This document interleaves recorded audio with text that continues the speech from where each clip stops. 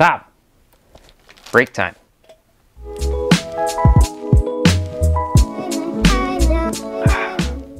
Anyway, now that the break's over, let me explain to you what we're doing. As you can probably tell, we're doing brakes on the CRF. Specifically, we're talking about the front rotor and changing this old fixed rotor to this floating rotor, which I should have gotten from the get-go. When you order a set of supermoto rims from Warp 9, you have to specify whether or not you want a fixed or a floating rotor. And at the time, honestly, I was just being cheap. I wanted to get them as low of a price as possible to have supermoto rims because at the time I had just spent so much money on the bike itself, I didn't really feel like chucking out that extra $80 to $100, whatever the difference is. But after a year and a half or so, I'm starting to see the consequences of having a fixed rotor. But we're going to address that, and the awesome part is that we're going to address it for roughly the difference of cost between the fixed rotor and the floating rotor. It was only about 80, 89 bucks for the floating rotor. So if you think about it, I'm kind of getting two rotors for the price of one. So I ordered the floating rotor and a set of brake pads as well from Custom Moto Wheels. Now, I was actually surprised that I was able to do this because if you go to Warp 9's website, oddly enough, for some reason, you cannot order just floating rotors for a specific bike. You have to get the whole setup. I have no idea why, and maybe you can talk to someone in Warp 9 about that, but from a cursory glance on their website, there's no way you can do that. And since we're doing so much for the front brakes, let's just go ahead and add a little bit more with some stainless steel braided brake lines from Coremoto. So we'll get started with the front rotor and obviously take off the wheel so we can gain access to the old fixed one, and we can put the floating rotor on, and I can also explain to you why I should have gone with this setup in the first place.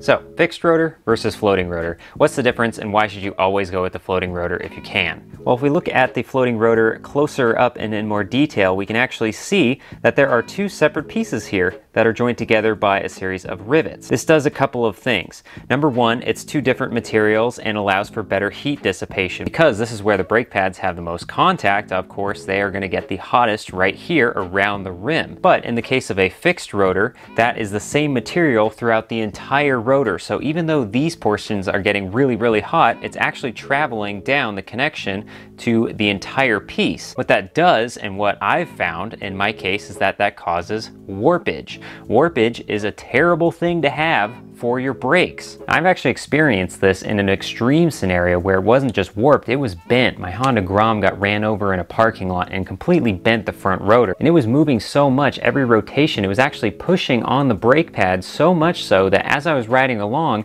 it would actually push the piston in like you would if you were just replacing the pads or something like that. And then when I went to go push the brake, the front brake, it just went straight to the floor because there was no pressure built up in it. So that's an extremely dangerous scenario. You never want to have any of that. And granted, this is not going to be as extreme as that scenario, but over time, you're going to notice that kind of stuff.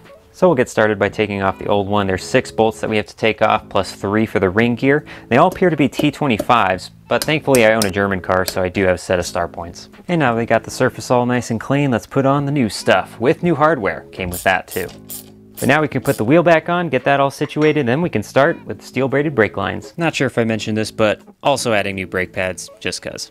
So it's been a couple of days since I replaced the rotor and the brake pads. I wanted to make sure, first of all, before I go replacing the entire system, that those two items are working perfectly fine and that the brake pads are nice and seated. So now that I've done that, we can go to the next step and actually empty out all the brake fluid from this line so that we can replace it with the new stuff. So up top, I have the reservoir open and ready to accept air rather than fluid. And down below, I have my vacuum pump. So I'm going to build up pressure with that and literally just suck it out like a straw. That way I can make sure that that brake line is nice and empty, so that way when I take it off, I don't have any drips or anything because brake fluid is very corrosive, and then I can fit up the new one. Now it's time to actually crack this loose and get this out. I have the little catch can at the bottom here, again, to catch this brake fluid. We'll let that gravity drain just for a little bit, and then we'll crack the top loose and get everything up and out of the way. So another thing to note with this one in particular is that we want to actually make sure that we are aware of the routing of this brake line before we take everything off as a reference point, so that way when we put the new one on, we're making sure that we put it on appropriately. So there's a couple of things that are going on with this CRF brake line in the front here.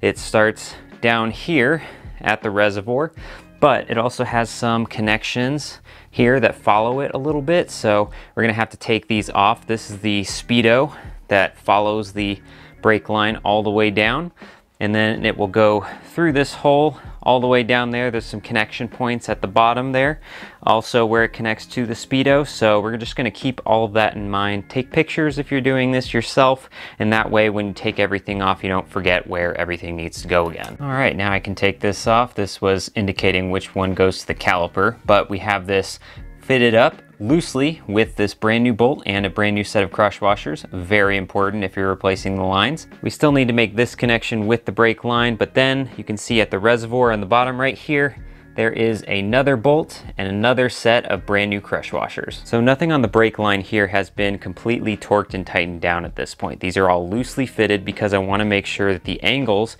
particularly right here at the reservoir and then down there at the caliper, are fitted in the right angle, the right place, so it's not up against anything, it's not rubbing, it's not in the way of the tire, anything like that. So I think everything is good, but I'll do another quick glance at it, then I will torque it down. Then I'll take care of the small stuff like refitting this speedo cable to the line, everything like that. Then we should be good and ready to go to add fluid to this and start filling it up. All right, so now we got everything torqued. It's all ready and where it's supposed to be. Now we have the brake fluid reservoir here full with the necessary DOT4 brake fluid. Now what we're gonna do is actually take that vacuum pump and fit it to the caliper again, but this time, instead of sucking out all of the brake fluid to empty it, now we're gonna suck out all of the air to bleed it.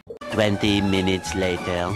Well, well, well, looks like when I recorded this, I forgot to turn on my microphone, so we're going to be doing this in voiceover mode. But basically what I'm saying at this point is, now that the front's all done, we're going to do the back, and the back is much easier because the front was a lot more complicated. That's pretty much all I was saying. I think one thing I did point out was to say that the front was really hard to bleed because the line actually goes up and over the reservoir, rather than here where the reservoir is the tallest point, which makes it so much easier. So this is going to be a lot quicker, and basically the entire process is going to be done all over again. We're going to bleed everything out, get as much brake fluid out of the line as possible, take off the line, put the new line on, loosely fit it, get it all where I want it to, and then we can torque down, and then finally add brake fluid and be done. Well, here I thought the rear was going to be a lot easier, but it turns out I'm running into a small problem. Small problem, but it's easily fixable. So this is the new bolt that comes with the kit, and it's a 14 millimeter, and the old ones were 12s. So this is much wider, and because it's so much wider, it is very close to this reservoir. So close that I can't get a socket on there between that space right there, and I can't even get an open-ended wrench in this spot because it's kind of in this little trench. So because of that, I don't really think I'm going to be able to torque it and with this bolt as is, so I'm just going to use the old bolt with the new crush washers and we'll call it good. I'm very nearly out of brake fluid too. I think I'm going to use just enough and then I'll be done with that bottle finally. I've had that bottle for years. I think I got it all bled, but just do a couple manual ones the old school way. Pump it and hold the brake, then crack this and check. Oh yeah. Zero fluid coming out of that. Now all I got to do is just check the level in here, make sure it's not too low, too high, so that this little plunger thingy can fit in there. This actually takes up a lot of the space in there, so there's not much fluid in this rear, but we'll make sure that that level's perfect and then just put this in, tighten it up, and we're done. So did this thing work? Well, I'd say so. Everything works as it should. It's normal brake, acts brake-like. I don't know if the floating rotor versus the fixed rotor has any impact on the brake feel. I mean, it should ultimately because it has more contact with the pad, but I can't really feel that difference right now. But I will say with the steel braided brake lines, it does feel a little grabbier when I pull the lever. I don't need to really pull it as much in order to feel it. So it's a lot more off-on switch right now. That might also be because the pads are fairly new and they're nice and meaty, so they're really on that. I did notice, however, that with my routing of the brake line in the front, I messed up the speed sensor just a little bit. It's supposed to be on the front side of this brake line, not the rear. So it does look a little wonky. It doesn't impact the brake handling at all. It just might just bug me aesthetically. I might change that later. So for those of you that have the option between a floating rotor and a fixed rotor, get the floating rotor for sure. It's one of those things that just get it. I know it may cost a little extra, but it'll save you time and it'll save you money in the long run because it won't wear out, won't warp like a fixed rotor would. And if you want to get the steel braided brake lines, I suggest getting those too, because that's a nice upgrade.